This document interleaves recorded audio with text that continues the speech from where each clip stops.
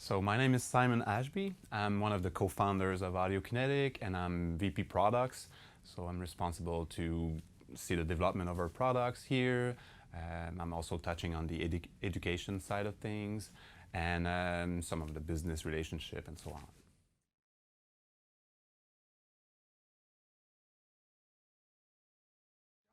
Yes, exactly. So that was just after university. I was supposed to become a teacher, a music teacher at high school, but it was at the same time that Ubisoft was just opening the studio in Montreal. And when I saw the little article in the newspaper talking about Ubisoft coming, and they were saying they will need programmers and artists and so on, and musician or sound guy. I don't know exactly how it said. And I said, oh, that's where I want to work. I love video games, doing music, sound design, and so on. That's going to be my job. And a few months after, I got hired. I was actually the first sound designer they hired. After they figured out, after maybe 5-6 months, that they will need a sound guy eventually. So passed the interview and started working on the Playmobil franchise. So they had 3 games there, one for little kids at the farm, and another one more, it was a Laura and some like Secret Diamond or something like that for little girls. And then we had Hide the Time Quest. So that was adventure, magic, and all that. So I've been working on the 3 games for maybe a year and a half, 2 years before they all got out. And then later on started some work on Myst and some on Jungle Book, Rhythm and Grooves. Splinter Cell was just starting. I was helping the sound designers attribute to this game, working on this game and so on. And after 5 years and a half, 6 years, I finally quit Ubisoft to start Audiokinetic.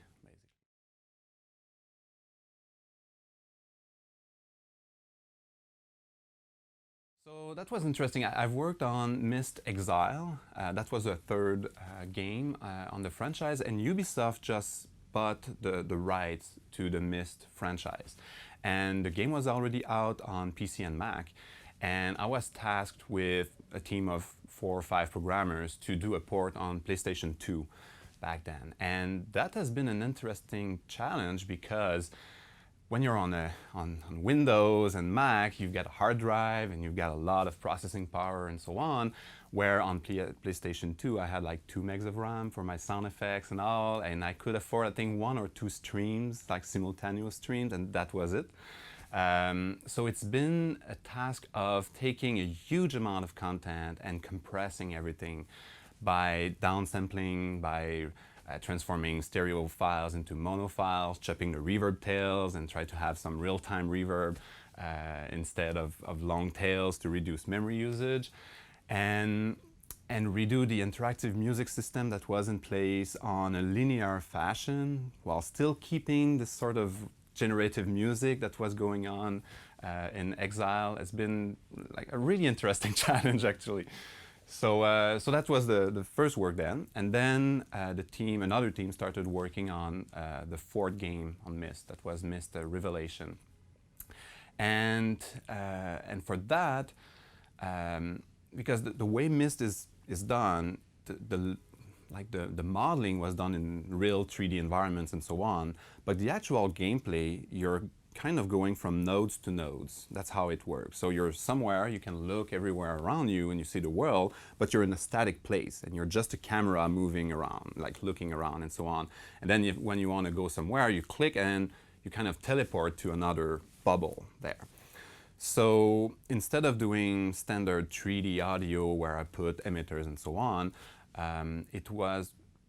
we kind of figured out that we would have more control if in every node we had all the controls we needed for the sound playing in terms of volume, panning, and whatever attributes we could put on sounds there. So we kind of end up doing our own. We were still using a sound engine that was proprietary to Ubisoft, but we had a layer on top of it for the game just to make sure we had something crisp and really precise there.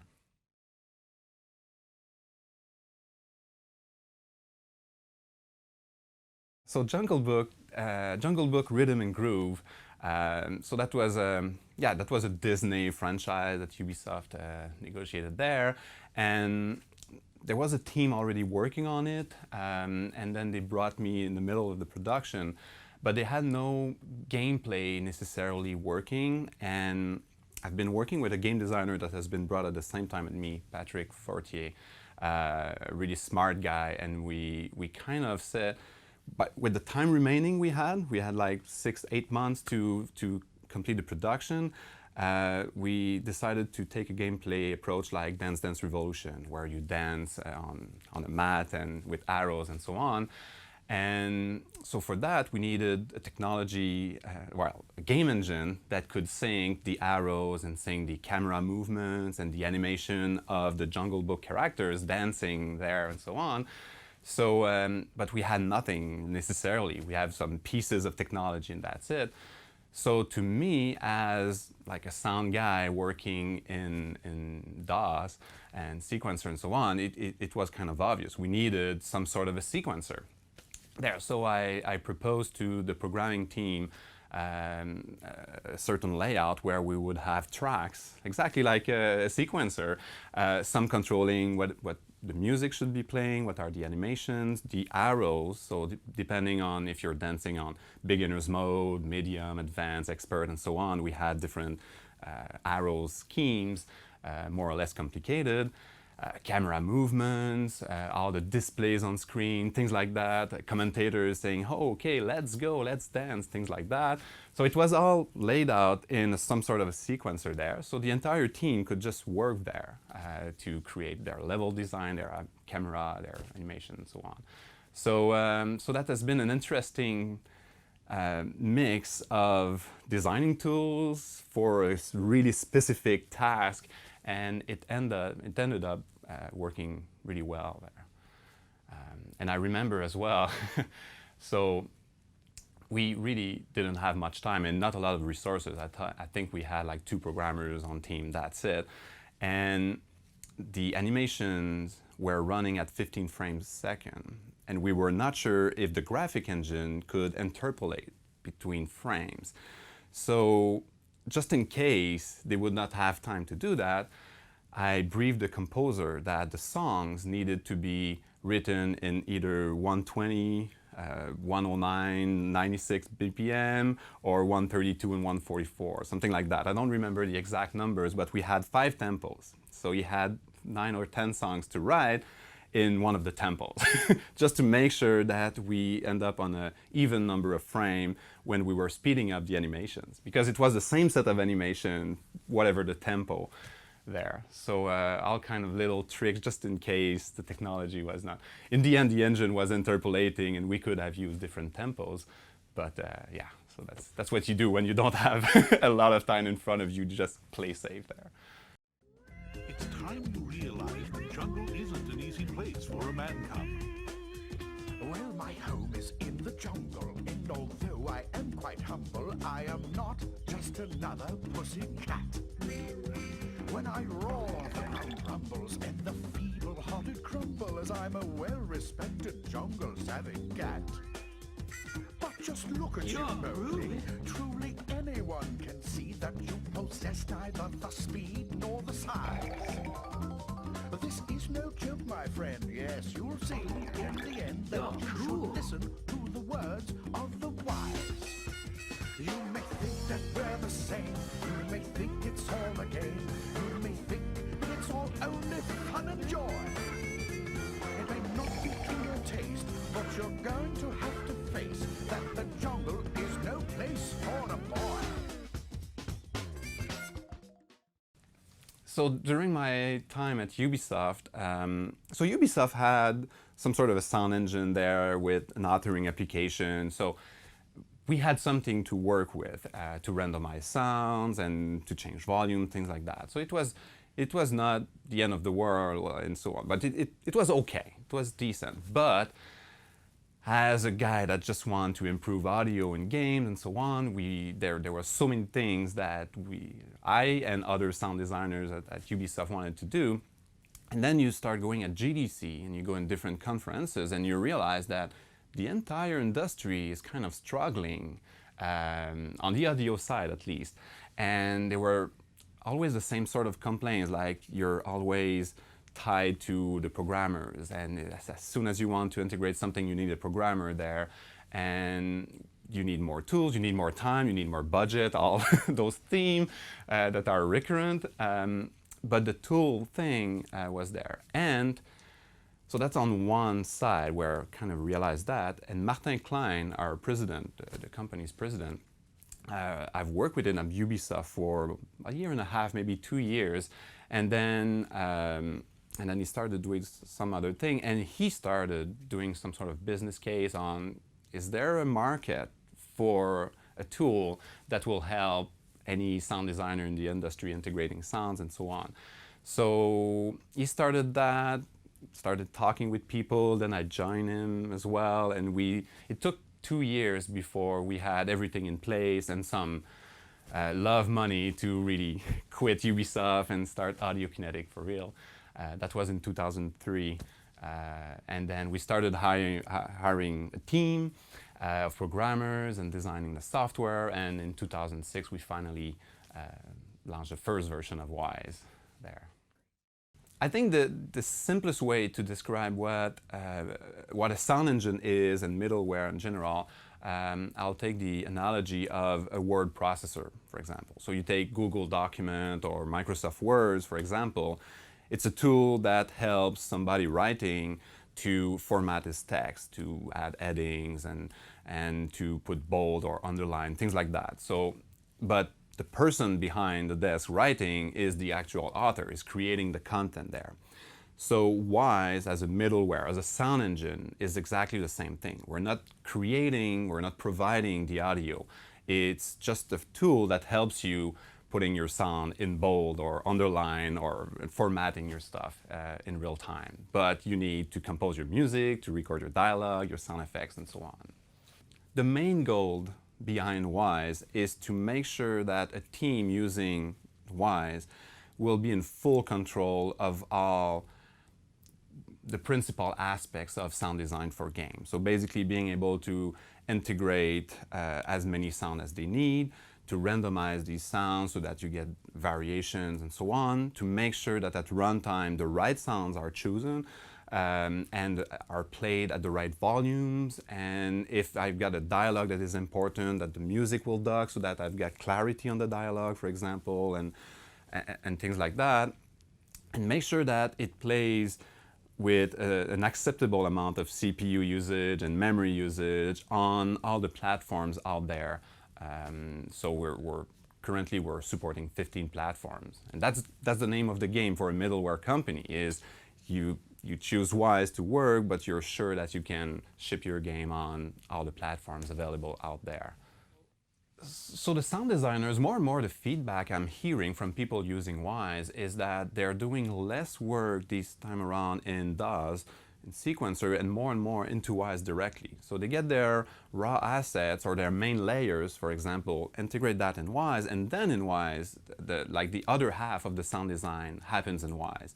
So they will trim their content, they will randomize their stuff, blend the content, add effects, and attach real-time parameter controls. So real-time parameter control is basically information that is coming from the game, let's say the speed of an object or how high you are in the sky, that sort of information.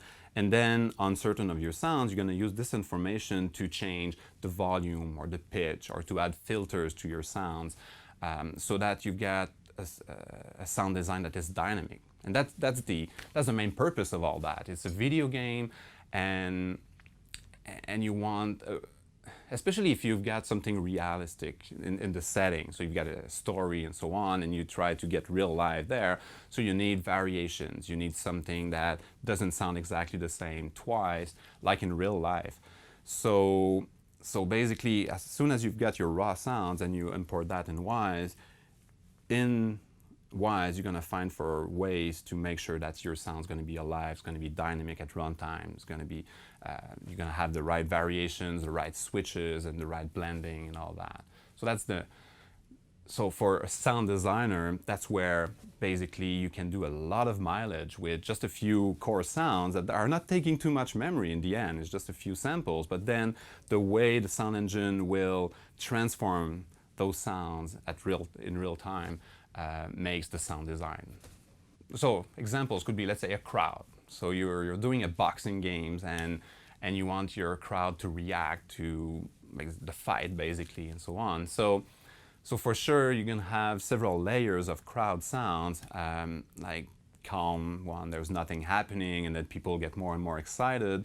And for sure, when you start from recordings, you need to layer your recording. So you got this calm, this medium, and high intensity. Let's keep it simple for now.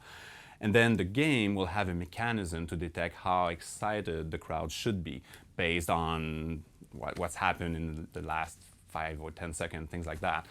So then in WWise, you're gonna have your layers there, you're gonna have this excitement parameters coming from the game, and then you're gonna blend those sounds together so that seamlessly you hear this crowd more or less excited in real time. So that's gonna be your core, let's say your foundation for that. And then on top of it, when there's a punch going on and so on, you're gonna have other crowds on top shouting, reacting to it. But again, you don't want exactly the same reaction to happen every time. So you need a lot of randomization there, a lot of layering, and then maybe depending on the camera angle and so on, you're gonna do some treatment as well.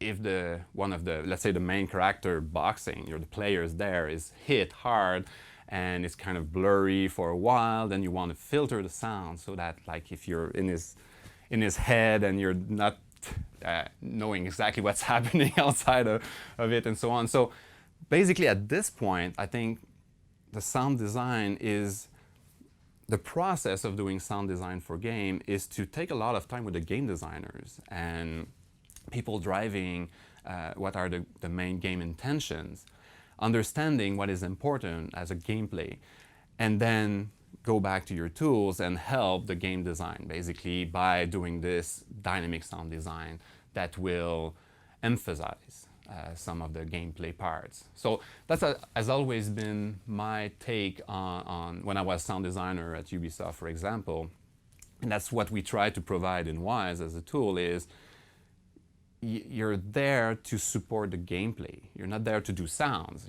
The sounds will help the gameplay, and the main thing is the gameplay. Like for a film, the main thing is a story. So the sound and music is there to support the story. Well, for games, it's the same thing. It's both the story, but for interactive music, and there are different words for that. So the interactive music, dynamic music, adaptive music, generative music. So there's a lot of trends there. But without going into details of that, again, what you try to do, especially with pre-recorded music. So many games, especially AAA games, for example, will record orchestra, large ensembles, and so on. So what can you do with this material? What we're gonna end up is to use a mix of horizontal approach and vertical approach. Which is the vertical approach going to be, you have layers, for example. So you have your low intensity, the same concepts are there. Let's say low, medium, high intensity for a combat scene or something like that. You got your bass music going on, and then when the game is sending the information to the sound engine, let's say into WWise, that, okay, we're now in a state where there's some stress going on, some enemies are appearing on the screen. So then you start moving the volume of your medium intensity, and you've got both layers going on. And then when you eventually go into fight, then you've got this third layer. So that's one way of doing it. Or the other way is going to be you've got just like stereo stems, maybe, depending. And it depends. The way you do your music design sometimes is influenced by on which platform your content is going to be playing and how much resources you have, how many streams you can play simultaneously, how much memory you have, things like that.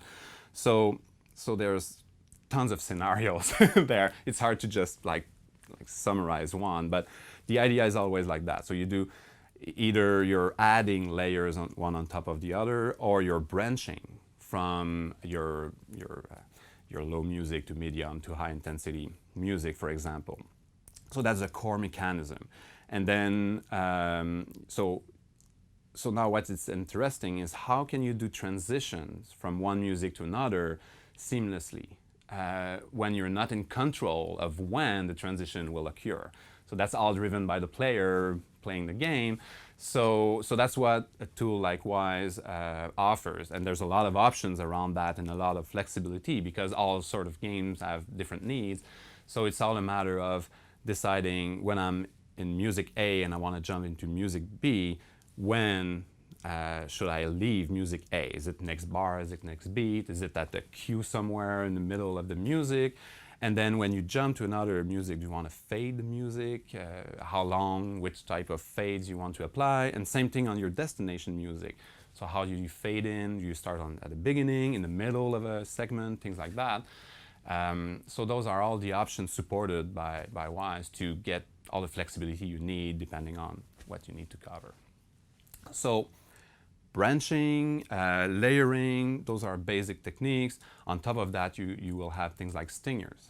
So for example, there's some sort of action happening and you want to just do a little feedback. Like, let's say, one example I'm using a lot of time, let's say a headshot in a game is an important thing and the game design wants to emphasize this. So maybe when there's a headshot on the next beat, you just have this stinger on top playing like pom, just to give this feedback / reward, because it's all about that. Like the game design is all about feedback and rewards. So how can we help with the music providing this feedback?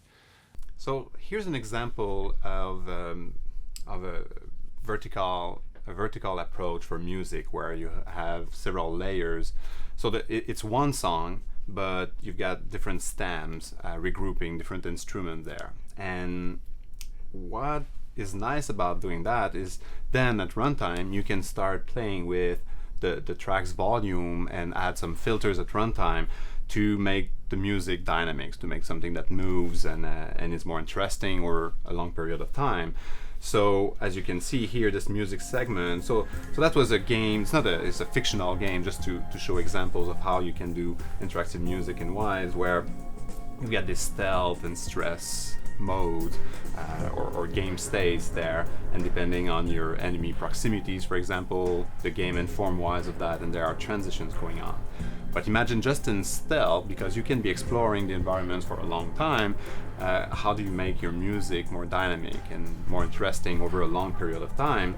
So here the music has been delivered in 4 tracks, as we could see, and some of the tracks have real-time parameter attached to the volumes of the track. So just to show you, here you can see this red curve. This is the volume of the track, and depending on the stealth factor of the game, so this is the game detecting how well hidden or not you are in the game will move the slider. So this is not time. What we see is the value of the game parameter at runtime. So if we listen to the full mix here,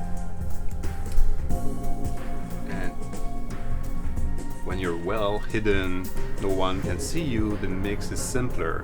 And as you go and you could be discovered, and there's more instruments. So that could be one implementation example there. So that's one thing. And here there's another view where, let's say I've got 4 tracks, so I can play with that. And I know in this fictional game, I will receive some briefings from the headquarters saying, hey, take the red key to open the red door, things like that. So when that happen, I can have a call. Well, there's the game already notifying me that there's this call going on. Then I can say, okay, let's mute the drum. When I hear some voice, I'm going to mute the drum. Or when I'm looking into my inventory to pick up the right gadget to open the door, things like that, then I'm going to set some filters there, because you're in your inventory, you're focusing on finding the right gadget. So you just want to transform a bit the music there. So here's an example of that. So depending how you play, how well hidden you are, and then somebody's talking to you, you just have no drums anymore, and then eventually the briefing stops, music returns to normal, you pick up your inventory, and then it's the same music going on. It's just a bit of low pass filter going on there. And eventually you've got some enemies detecting you, and then you're gonna have a transition to the stress portion of the music, and that's gonna be another chunk of music playing, and you will hear the crossfade between that. Now you get something more serious going on. Eventually that could resolve, and you go back to normal. And here we are. So that's a simple example of interactive music that you can adapt for any kind of games there. Yeah. What's coming next in game audio? That's a pretty vast question. When I look at the biggest games out there, the AAA, there are some interesting challenges going on. Like it's on the procedural aspect that is really challenging, because the game is becoming more and more procedural in their actions, in the animations, for example, and the physics is driving more and more the gameplay and the animation. So if you look 15 years in the past, we had an animation of somebody walking. We knew that at, let's say, frame 5 and frame 17, there was a footstep there. So you put your play footstep, you're done. Now animations, they are basically parts, independent parts that are blended in real time, that the physics can influence, and you don't even know if the foot will really hit the ground and when exactly, and so on. So it brings a new level of complexity for people integrating sounds in games. So that's one thing. Another thing is, like, now the environment is destructible, for example. So you set up a room, but then you can just blow the walls and you're outside all of a sudden. So how do you prepare for that? Brings some important challenges there. So for us as a sound company doing, as a middleware company doing a sound engine, this means developing new tools that will help on the procedural aspect of things. And just the sheer size, like the number of assets in a game today, like the biggest game I worked on for dialogue, I think we had maybe a few thousand dialogue lines. Now it's pretty common to have 50,000 dialogue lines per language, and they will cover 5, 7, 10 languages there. So just the number of assets is just crazy. So on our side, it's our responsibility to make sure that we have the right tools to be able to manage this complexity, and not only at runtime in the game as it's running, but also for the person working on the game. It's quite it's quite difficult to work with hundreds of thousands of assets and keep track of everything and be organized and get something that makes sense. So so that's our responsibility, I think, there. So. And this is on like the big games and so on. And for sure, if you look, there's a lot of indie games with small teams and so on. There's actually like hundreds of those like releasing every week. So if we, and what's happening with small teams like that is many of them don't even have one audio guy on staff. They will hire a composer working for a few weeks, providing a few songs, some sound effects, and that's it. So, and that's the reality. There will be more and more professionals and more sound guys, even in the indie market over time. But still, how can we help them knowing that this is the status? So, and they won't be professional mixers, and they won't necessarily be like, so how can a solution like WWise can help doing some intelligent mixing, for example? And I'm just throwing that, but because we don't have any intelligent mixing that mix your games for you, but that's an interesting topic to keep looking at and making sure that, well, eventually come up with some solutions there that will help non-audio professional people still get a decent mix, still get something decent going on. So those are things that are somewhere in the back of my mind that, yeah, we need to cover that eventually as well.